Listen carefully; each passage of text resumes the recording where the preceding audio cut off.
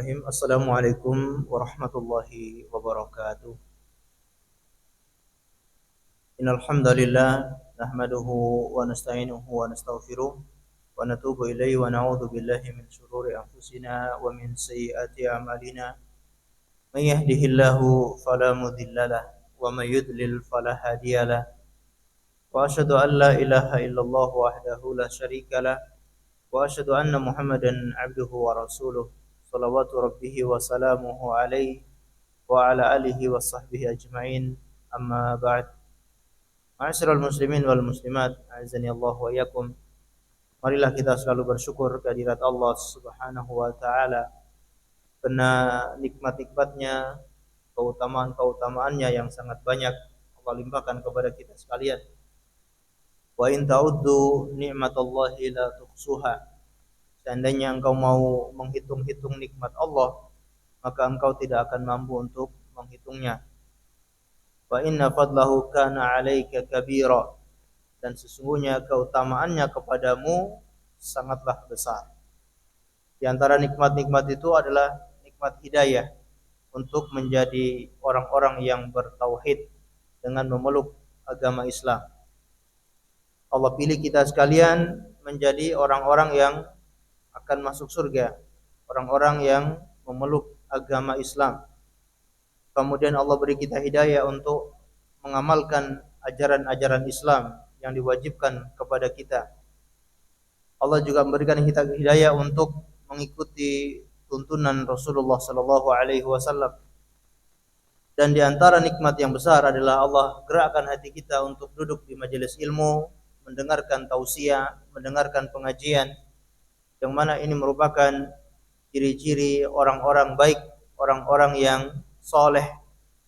Sebagaimana kata Rasulullah sallallahu alaihi wasallam, "Man yuridillahu bihi khairan yufaqihu fiddin."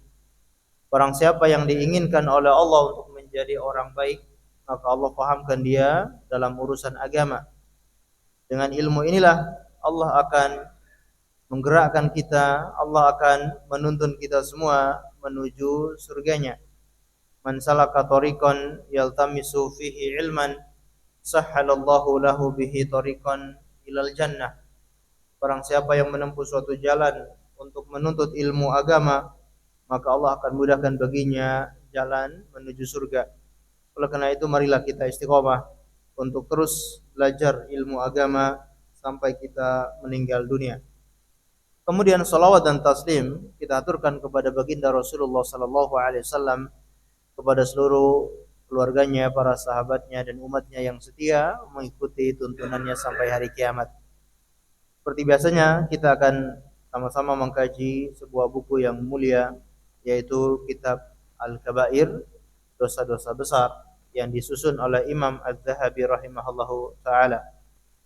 Kita sudah memasuki dosa besar yang ke 34, mohon maaf 43, Al-Kabiratu Tsalisatu wal Arba'un, dosa besar yang ke-43, Qati'ur Rahim, yaitu memutus silaturahim.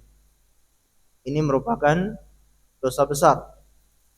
Dalam agama Islam kita diperintahkan untuk selalu menyambung silaturahim.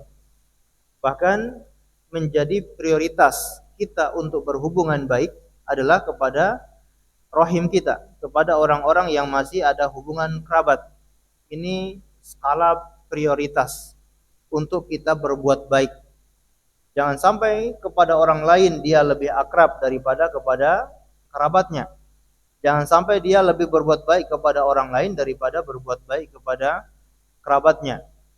Di antara orang yang menjadi rahim maksudnya itu rahimnya wanita, dinamakan rahim karena masih ada hubungan kerabat, hubungan darah ataupun hubungan keluarga.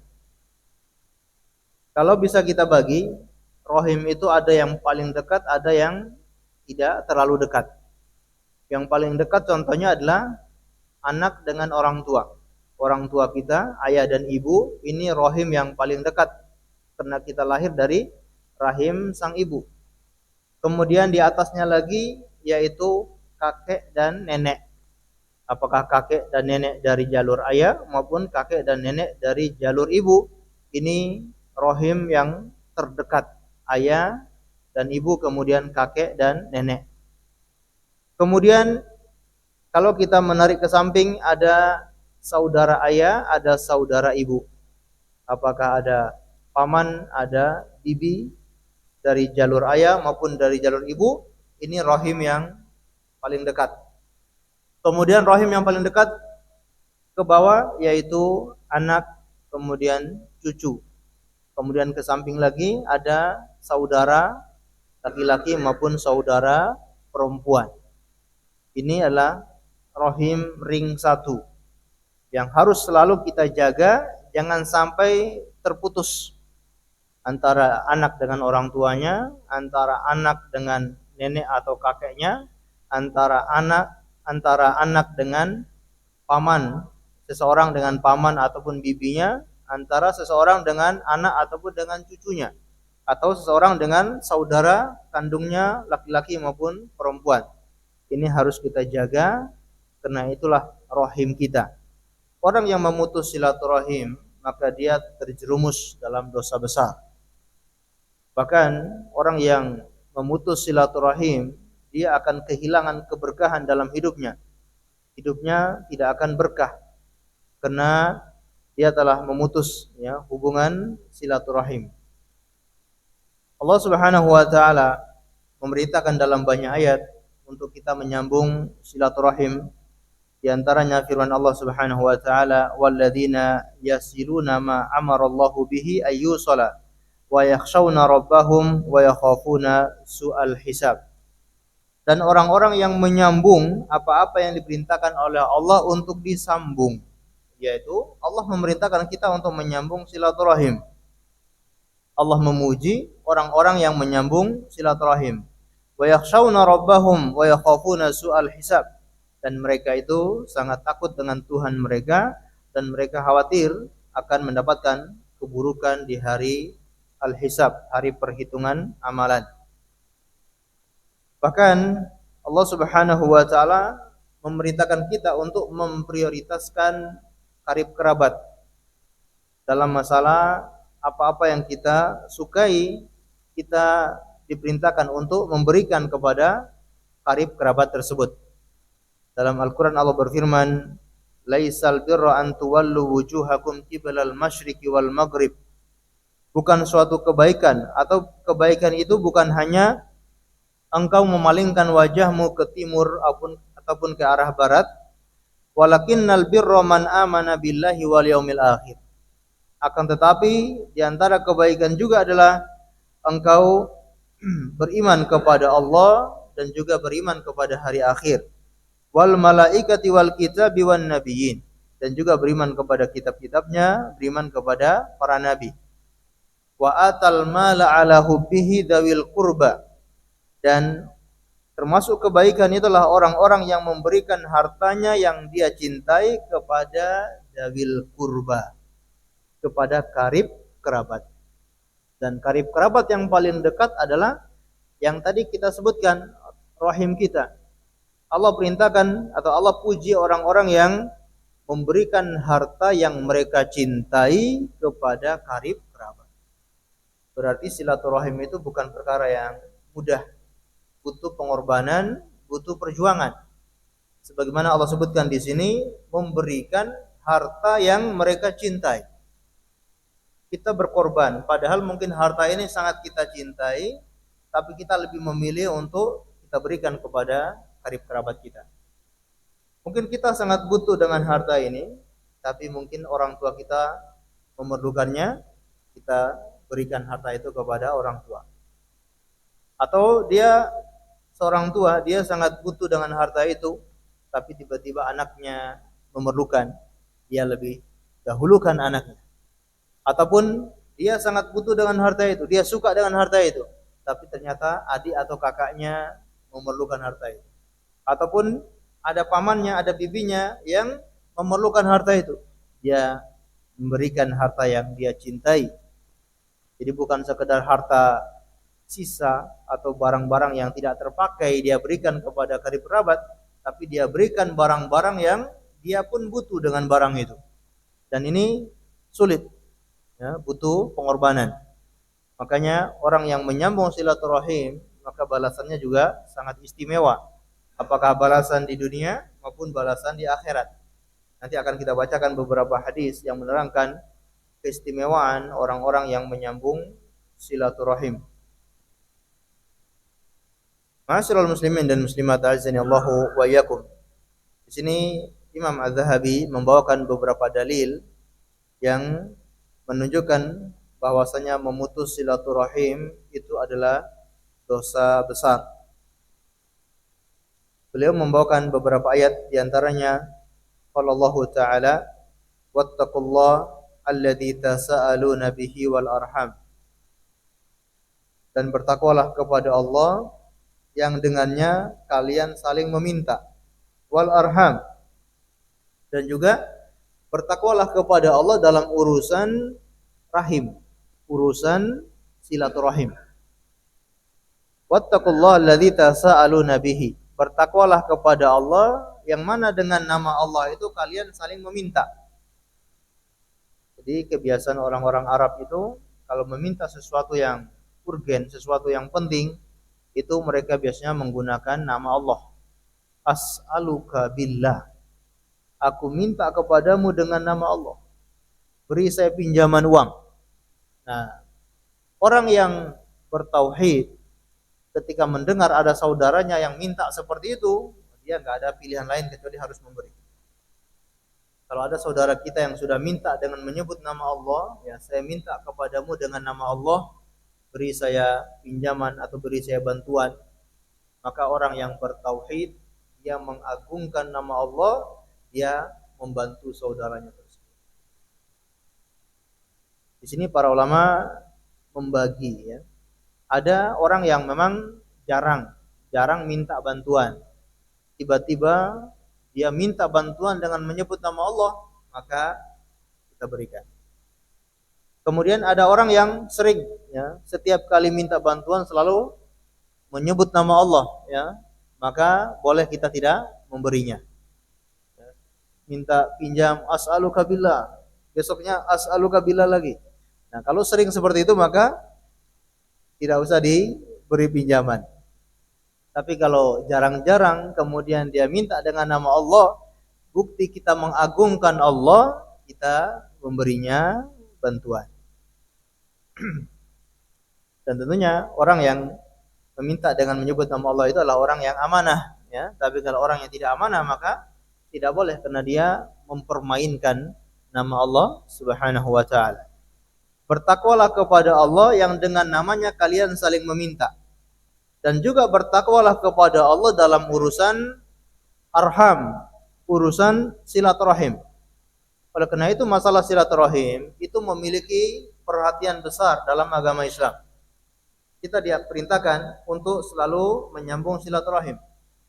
Bahkan disebutkan oleh tokohnya Yahudi yang ada di Madinah, yaitu sahabat Abdullah bin Salam. Abdullah bin Salam ini seorang tokoh Yahudi di Madinah. Sebelum masuk Islam, dia mendengar kedatangan Rasulullah Sallallahu Alaihi Wasallam ke kota Madinah.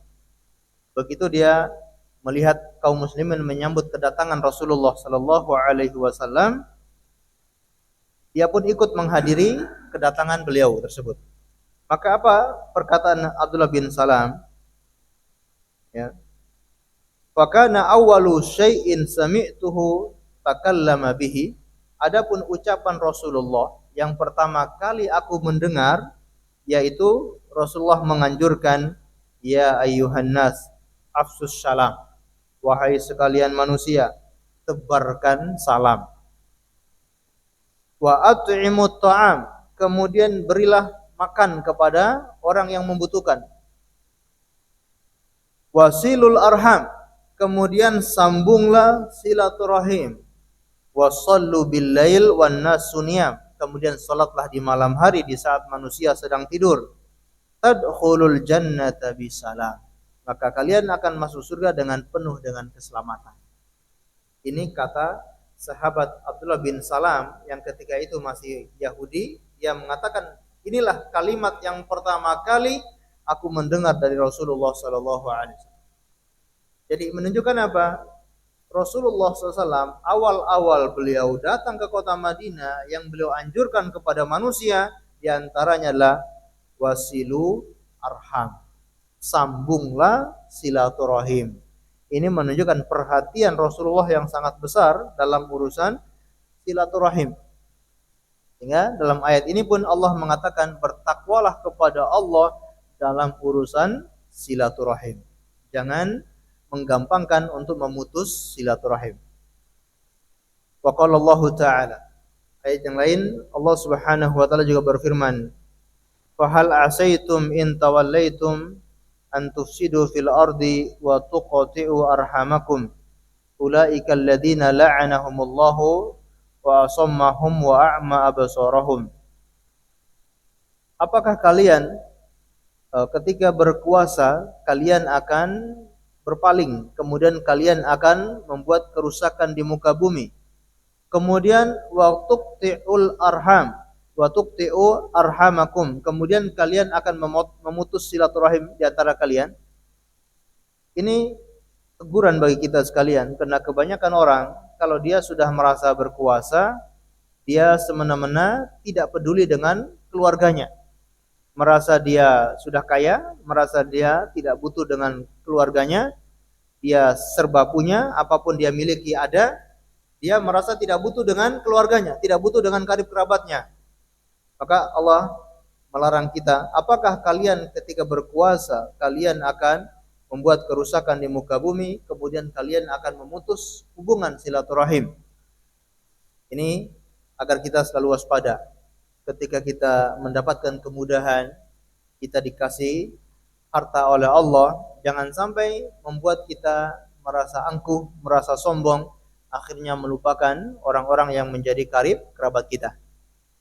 Justru ketika kita mendapatkan kekuasaan, mendapatkan harta yang banyak, kita gunakan itu untuk menyambung silaturahim. Karena di antara bentuk menyambung silaturahim yang terbaik yaitu dengan harta. Jadi menyambung silaturahim itu kan dengan berbagai cara, dengan saling berkunjung, dengan memberi hadiah, memberi perhatian.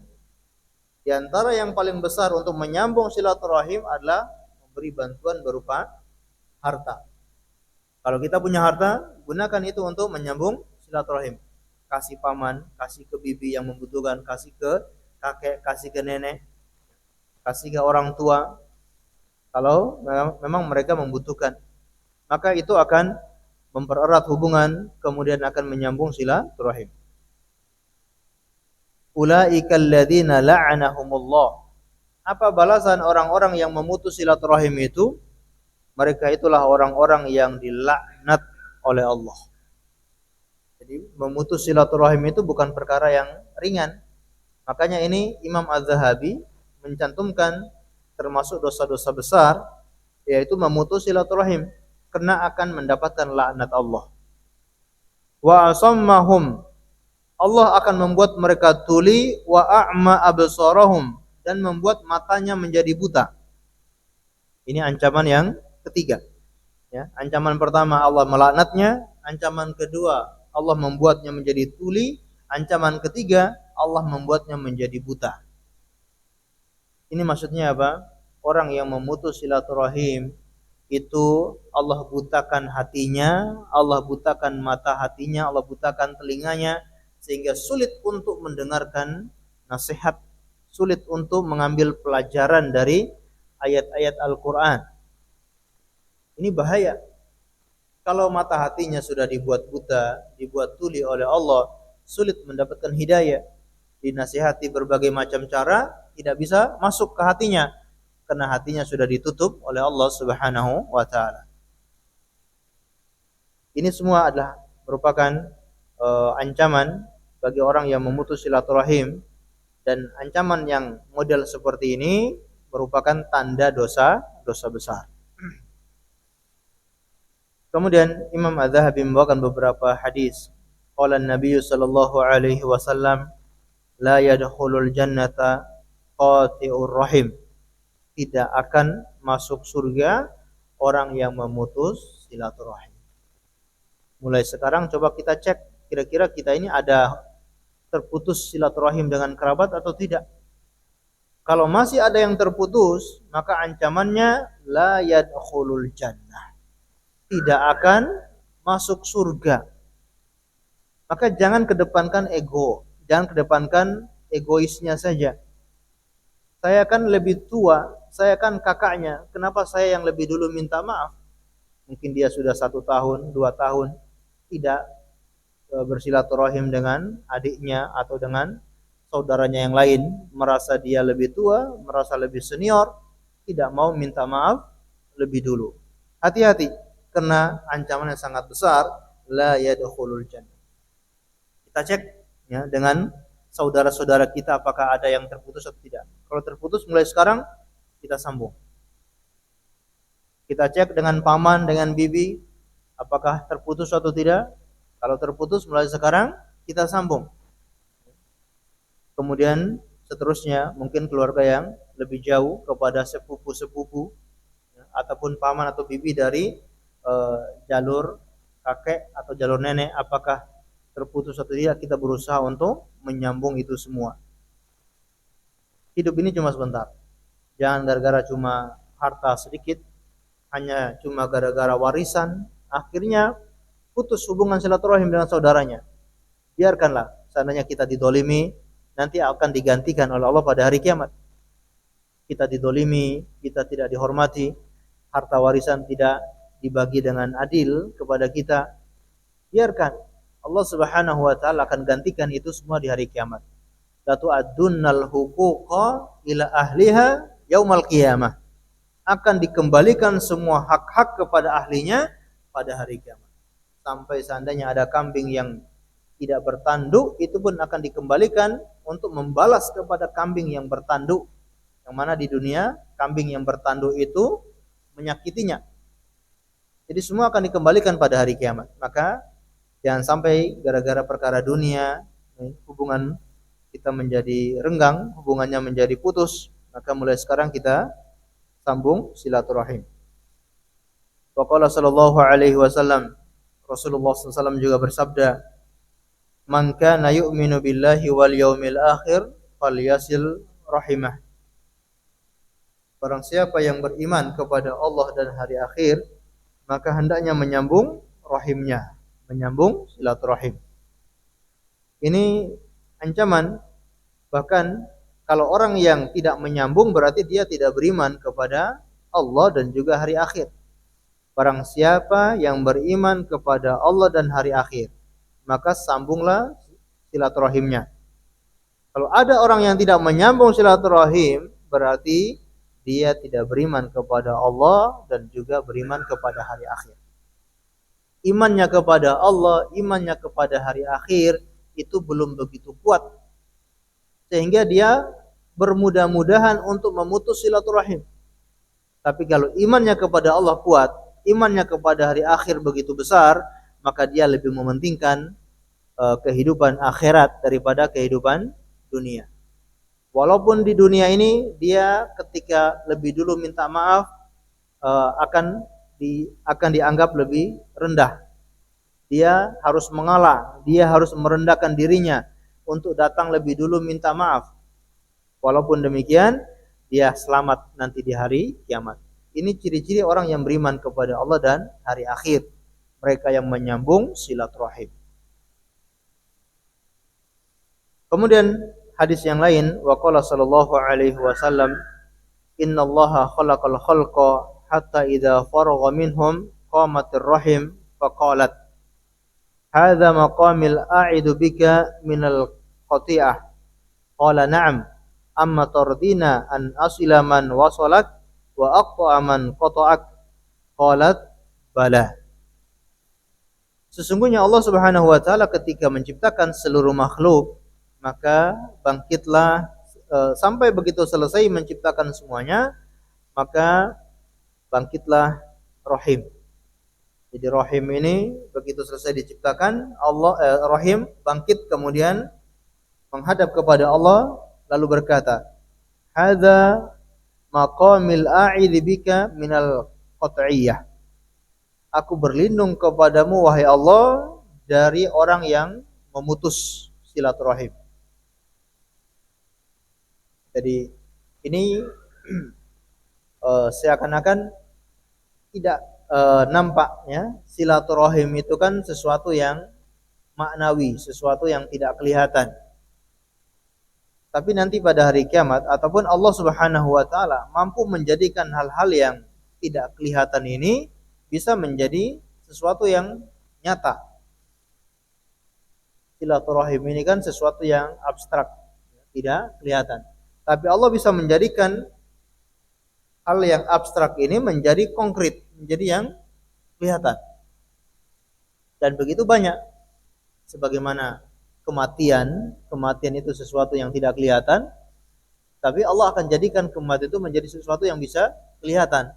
Dijadikan ya seperti domba ataupun seekor kambing. Allah datangkan kematian berupa domba atau kambing, kemudian Allah sembelih kematian tersebut. Ataupun orang ketika masuk ke dalam kuburannya akan ditemani oleh siapa? Oleh amalannya. Apakah amalannya yang baik maupun amalannya yang buruk? Orang yang beramal baik akan ditemani dengan amalan-amalan baik itu dalam wujud sosok yang tampan, berpakaian bersih, baunya harum.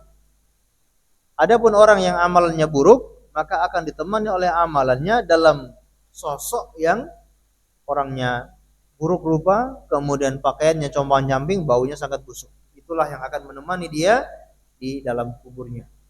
Padahal amalan itu tidak kelihatan, tapi Allah akan jadikan itu sebagai sesuatu yang kelihatan. Begitupun rahim ini, ya, rahim ini ataupun silaturahim ini adalah suatu amalan yang tidak kelihatan, tapi akan dijadikan oleh Allah dia bisa kelihatan, bisa berbicara.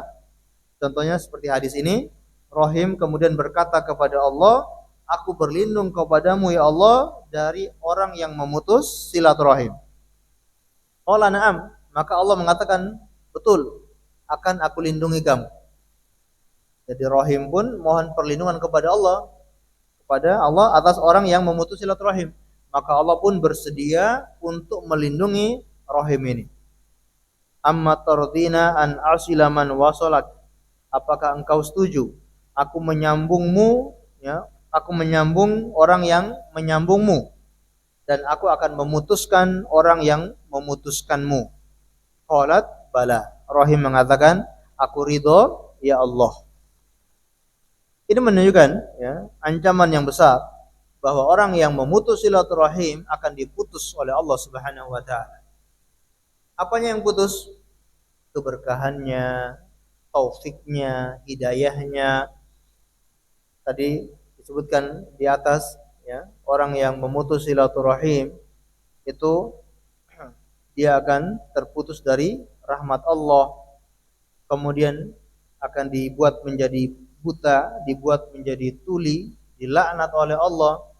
Dilaknat itu tidak dikasih rahmat, dijauhkan dari rahmat Allah. Itu orang-orang yang dilaknat, hatinya dijadikan tuli dan buta, sulit untuk menerima hidayah. Begitupun dalam hadis tadi yang kita baca ini, bahwa orang yang memutus silaturahim akan diputus oleh Allah, diputus keberkahannya, diputus rahmatnya, diputus karunianya, hidayahnya. Maka ini adalah ancaman yang berat bagi orang yang memutus silaturahim. Wa qala sallallahu alaihi wasallam, hadis yang lain kata Nabi sallallahu alaihi wasallam, man ahabba ayyubsita lahu fi rizqihi wa yansa lahu fi atharihi falyasil rahimahu. Barang siapa yang ingin agar rizkinya dibuka oleh Allah, kemudian umurnya dipanjangkan oleh Allah, maka hendaknya dia menyambung silaturahim. Masya Allah.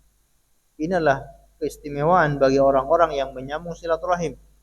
Balasannya itu tidak hanya di akhirat, tapi melainkan dia mendapatkan dua balasan sekaligus. Di dunia mendapatkan balasan, di akhirat juga mendapatkan balasan surga.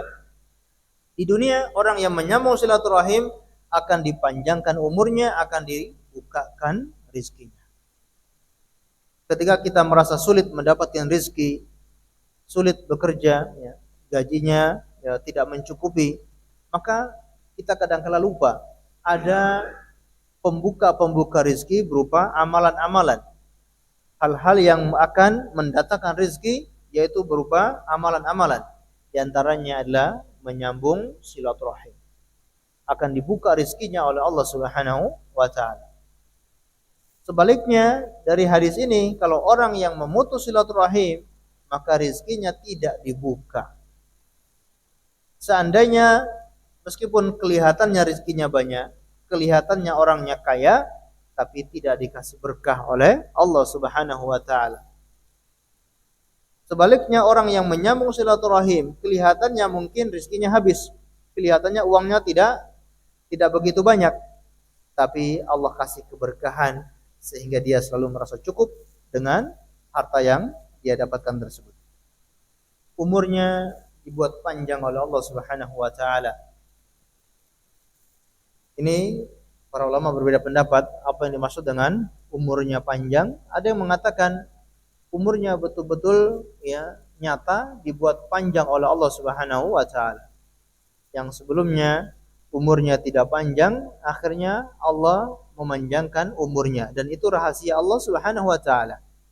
Sebelum Allah menciptakan hamba ini, Allah sudah tahu kalau hamba ini akan bersilaturahim, maka umurnya Allah tetapkan umurnya panjang. Berbeda dengan orang yang mungkin sebelum Allah menciptakan orang ini Allah tahu kalau orang ini akan memutus silaturahim, maka umurnya dibuat pendek oleh Allah Subhanahu wa taala. Ini sebagian pendapat ulama, yang dimaksud dengan umurnya panjang betul-betul panjang. Atau pendapat yang lain, umurnya panjang adalah keberkahan dari umurnya tersebut. Umurnya itu berkah, sehingga walaupun umurnya sedikit, tapi kelihatannya seperti dia hidup dengan sangat lama, karena berkah, waktunya berkah, hidupnya berkah. Sampai dia sudah meninggal pun seakan-akan dia masih hidup, karena dia sering menyambung silaturahim, dikenang oleh orang lain, sehingga namanya sering disebut-sebut, padahal dia sudah meninggal mungkin ribuan tahun yang lalu, atau mungkin puluhan tahun yang lalu, karena namanya sering disebut-sebut, seakan-akan dia masih hidup di tengah-tengah kita. Ini seakan-akan orang yang umurnya panjang. Allahu a'lam bishawab. Wa qala sallallahu alaihi wasallam, hadis yang lain Nabi sallallahu alaihi wasallam bersabda, ar-rahimu mu'allakun bil arsy taqulu man wasalani wasalahullah wa man qata'ani qata'ahullah. Rahim itu bergantung di arsy-Nya Allah. Kemudian dia berkata, barang siapa yang menyambungku, maka akan aku sambung dia, dan barang siapa yang memutuskanku, akan aku putuskannya. Atau barang siapa yang menyambungku, maka Allah akan menyambungnya, dan barang siapa yang memutusku, maka Allah akan memutuskannya. Jadi hadis ini masih berkaitan dengan hadis di atas yang kita baca tadi, bahwa ketika Allah selesai menciptakan seluruh makhluknya, bangkitlah rahim, kemudian dia berkata kepada Allah, ya, dia berlindung kepada Allah dari orang yang memutus silaturahim. Kemudian Allah pun mengabulkan perlindungannya tersebut. Kemudian rahim ini lalu berkata, ya, barang siapa yang menyambungku, maka Allah akan menyambungnya. Barang siapa yang memutuskanku, Allah akan memutuskannya. Ini Allah akan memutuskan keberkahan, memutuskan rahmatnya kepada orang-orang yang memutus silaturahim. Orang yang menyambung silaturahim, tadi kita sebutkan, akan mendapatkan dua balasan sekaligus. Apakah balasan di dunia maupun balasan di akhirat. Balasan di akhirat yaitu sebagaimana Allah sebutkan dalam surat Ar-Ra'd, yaitu Allah akan kumpulkan mereka di dalam surga. Allah akan mengumpulkan satu keluarga di dalam surga, karena mereka inilah orang-orang yang menyambung silaturahim. Kalau kita lihat dalam surat Ar-Ra'd dari ayat yang ke-20 sampai seterusnya. Kata Allah Subhanahu wa taala, alladzina yufuna bi ahdillahi wa la yanqudunal mitsaq. Orang-orang yang menunaikan janji Allah dan mereka tidak memutuskan perjanjian. Mereka tidak mengingkari apa yang sudah menjadi perjanjiannya. Ayat yang ke-21, walladzina yasiluna ma amarallahu bihi ayyusala. Orang-orang yang menyambung apa-apa yang diperintahkan oleh Allah untuk disambung, yaitu menyambung silaturahim. Dan mereka takut kepada Tuhan mereka dan mereka takut akan keburukan di hari hisab. Ayat yang ke-22, walladzina sabaru ibtigha'a wajhi rabbihim wa aqamus salata wa anfaqu mimma razaqnahum sirran wa alaniyah wa yadra'una bil hasanati sayyi'ah ulaika lahum uqbaddar. Dan orang-orang yang bersabar, mereka mengharapkan wajah Tuhan mereka, lalu mereka mendirikan salat, mereka menginfakkan apa yang Allah rizkikan kepada mereka, baik sembunyi-sembunyi maupun terang-terangan. Kemudian wa yadra'una bil hasanati sayyi'ah, kemudian mereka membalas mengimbangi keburukan dengan kebaikan. Ulaika lahum uqbaddar. Mereka ini akan mendapatkan tempat kembali yang sangat terbaik, sangat baik, yaitu surga. Apa itu tempat kembali yang sangat baik? Jannatu adnin yadkhulunaha wa man salaha min abaihim wa azwajihim wa dzurriyyatihim. Yaitu surga Aden yang mereka nanti akan masuk ke dalamnya beserta orang-orang yang baik dari orang tua mereka dan anak keturunan mereka. Wal malaikatu yadkhuluna alaihim min kulli bab. Dan para malaikat itu masuk menemui mereka dari setiap pintu untuk memberikan keselamatan. Salamun alaikum bima sabartum. Ya, keselamatan atas kalian, selamat atas kesuksesan kalian karena kalian bersabar. Fa ni'ma uqbadda. Itulah sebaik-baiknya tempat kembali.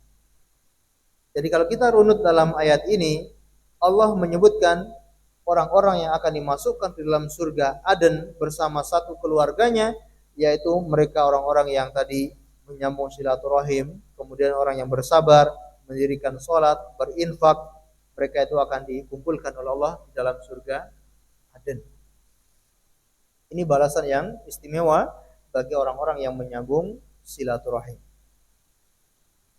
Kemudian waqala Allah Ta'ala, Allah Subhanahu wa taala juga berfirman, walladzina yanquduna ahdallahi min ba'di mitsaqih wa yaqta'una ma amara Allah bihi ayyusala wa yufsiduna fil ardi ulaika lahumul la'natu wa lahum su'ud dar. Setelah Allah menyebutkan ayat-ayat ini, di ayat yang ke-25 Allah mengatakan, dan orang-orang yang memutus perjanjian, mengingkari perjanjian setelah perjanjian itu diteguhkan, wa yaqta'una ma amara Allahu bihi, kemudian mereka yang memutus apa-apa yang diperintahkan oleh Allah untuk disambung, yaitu mereka yang memutus silaturahim, wa yufsiduna fil ardi, dan mereka membuat kerusakan di muka bumi, ulaika lahumul la'nah, mereka itu akan mendapatkan laknat, walahum su'ud dar, dan mereka akan mendapatkan tempat kembali yang terburuk, yaitu neraka. Wa qala Muhammad ibn Amr an Abi Salama an Abi Hurairah anna Nabiy sallallahu alaihi wasallam qala, berkata Muhammad bin Amr dari Abi Salama dari Abu Hurairah bahwasanya Nabi sallallahu alaihi wasallam pernah bersabda, yaqulullahu ta'ala, Allah Subhanahu wa taala berfirman dalam hadis qudsi, Anar Rahman wa hiya Rahim, man wasalaha wasaltuhu. Akulah Ar-Rahman wa hiya Ar-Rahim. Ya, akulah Maha Penyayang. Barang siapa yang menyambungnya, menyambung silaturahim, wasaltuhu, maka akan aku sambung untuknya. Waman qata'aha qata'tuhu. Barang siapa yang memutusnya, akan aku putuskannya. Wa naqulu man qata'a rahimahul fuqara wa huwa ghani fa huwa muradu wa labud. Kata Imam Az-Zahabi, barang siapa yang memutus silaturahim orang-orang fakir padahal dia orang yang kaya, maka itulah termasuk dalam hadis tersebut. Ini yang tadi kita singgung, bahwa ketika dia dikasih kelebihan harta oleh Allah, kemudian dia tidak mau memberikan hartanya kepada kerabat-kerabatnya yang fakir, ini termasuk memutus silaturahim. Walaupun kelihatannya dia sering datang berkunjung kepada kerabat-kerabatnya yang fakir itu, tapi kalau dia tidak memberikan sebagian hartanya, maka ini bisa jadi memutus silaturahim dengan mereka. Wa kadza man qata'ahum bil haufa'i wal ihmal.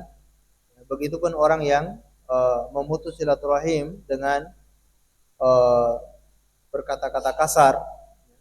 Dia berkata-kata kasar kepada karib kerabatnya, wal ihmal, ataupun dia tidak peduli, dia cuek, tidak perhatian sama sekali dengan karib kerabatnya. Ini semua merupakan bentuk-bentuk dari memutus silaturahim. Qala Nabi sallallahu alaihi wasallam, "Shallu arhamakum walau bisalam." Rasulullah SAW bersabda, sambunglah silaturahim kalian walaupun hanya dengan mengucapkan salam. Kalau di zaman kita sekarang, alhamdulillah dengan kemudahan, Allah beri kemudahan kepada kita, adanya handphone, adanya internet, kita bisa menyambung silaturahim walaupun dengan menyapa, dengan memberikan salam lewat jarak jauh, lewat online. Ini semua adalah bentuk menyambung silaturahim. Jangan sama sekali kita tidak memberi kabar, tidak memberi salam, atau tidak menelpon, ya, atau tidak mengirimkan WA kepada kerabat-kerabatnya. Mungkin selama 1 tahun jarang mengirimkan kabar. Maka kita mulai menghubungi mereka, kemudian niatkan ini semua untuk mendapatkan pahala silaturahim. Allahu a'lam bishawab.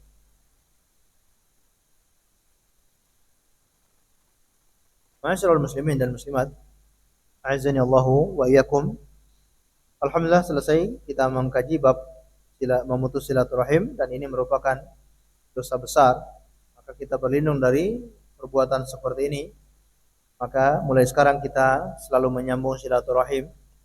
Apabila terputus, maka kita berusaha, walaupun harus dengan berkorban, dengan mengeluarkan harta, berkorban dengan merendahkan diri kita. Kita lebih dulu datang untuk minta maaf. Dan sesama muslim, kita tidak boleh bermusuhan lebih dari 3 hari. Ini umum untuk sesama muslim. Apalagi ini kalau kepada karib kerabat, maka tidak boleh kita berlama-lama untuk bermusuhan. Kalau bermusuhan, minimal atau maksimal 3 hari. Kalau sudah 3 hari, maka berusaha untuk menyambung silaturahim kembali, walaupun dengan berkorban. Karena kita ingat bahwa dengan menyambung silaturahim mendapatkan balasan yang istimewa, baik di dunia dan di akhirat. Dan kita juga ingat bahwa memutus silaturahim itu akan menyebabkan mendapatkan laknat Allah, menyebabkan kita mendapatkan keburukan dan yang lainnya. Kalau kita sudah berusaha untuk menyambung, ternyata saudara kita ini menghindar, saudara kita ini memang tidak mau berhubungan dengan kita, maka kita terus berusaha. Kita sudah terus berusaha, kemudian tidak bisa, maka fattaqullaha mastata'tum. Bertakwalah kepada Allah